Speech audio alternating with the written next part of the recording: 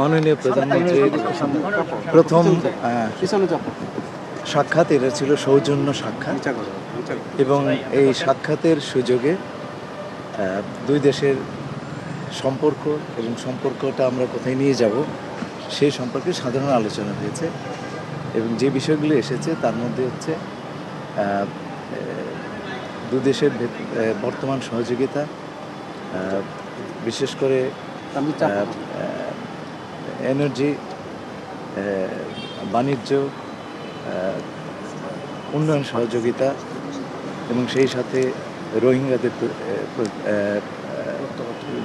রোহিঙ্গাদের যে সাহায্য যুক্তরাষ্ট্র দিয়ে যাচ্ছিল, তারা পৃথিবীর সবচেয়ে বড় ডোনার রোহিঙ্গাদের জন্য, সেটা তাদের সাহায্য অব্যাহত রাখা, এই বিষয়গুলো আলোচনা হয়েছে। রাশিয়ার কাছ থেকে তেল কেনার বিষয়ে তারা কোনো অবজেকশন বা কোনো কিছু জানিয়েছে কিনা বা কোনো এই বিষয়ে আলোচনা চিঠি দিয়েছিল? আকসা জিসুমিয়া নিয়ে কোনো আলোচনা হয়েছে? না, হয়নি।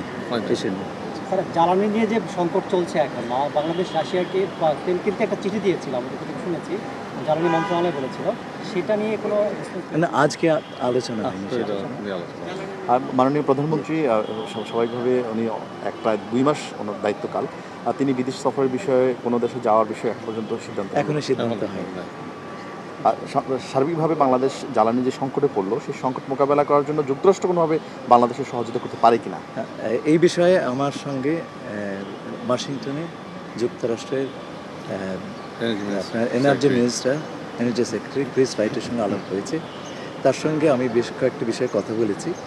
আমরা গোপনীয়তার স্বার্থে এটা এখনও প্রকাশ করতে পারছি না, কিন্তু আমাদের প্রতি, আমাদের জ্বালানি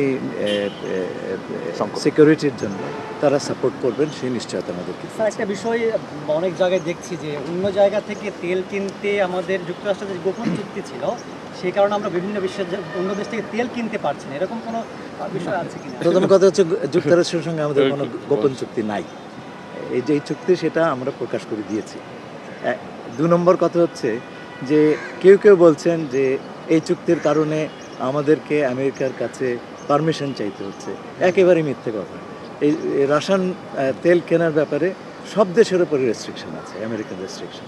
সুতরাং আপনাকে সেই রেস্ট্রিকশনের ওয়েভার চাইতে হবে। এটার সঙ্গে চুক্তির, বাণিজ্য চুক্তির কোনোই সম্পর্ক নেই। স্যার, ডিজেল কেনার জন্য ইন্ডিয়ার কাছ থেকে তো ডিজেল কিনছি আমরা, আরও কেনার জন্য কোনো ধরনের আপনাদের কাছে? আমরা সব রকম সোর্স থেকে কিনবো। আমরা চাইছি যে আমাদের ক্রেতারা সুলভ মূল্যে এই ডিজেল কিংবা অন্যান্য এনার্জি প্রোডাক্টগুলি পান। তো দুনিয়াতে আমরা সবচাইতে সাশ্রয়ী যে সমস্ত সোর্স, সেটা ভারত হোক, সেটা মধ্যপ্রাচ্য হোক, সেটা যুক্তরাষ্ট্র হোক, আমরা সব জায়গাতেই চেষ্টা করছি। আপনারা সেটা জানেন।